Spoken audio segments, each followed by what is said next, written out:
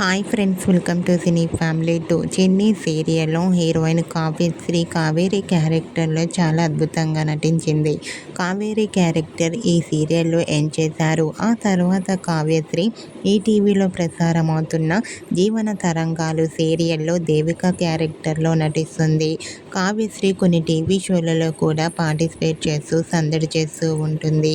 Kavyasri updates బయటకు రాగానే బాగా వైరల్ అవుతుంటాయి.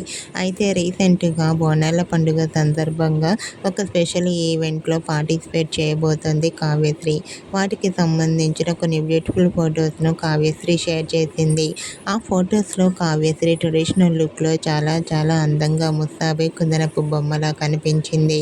ఆ ఫొటోస్ చూసిన వారంతా gorgeous beauty queen and lovely pics అంటూ కామెంట్ చేస్తున్నారు.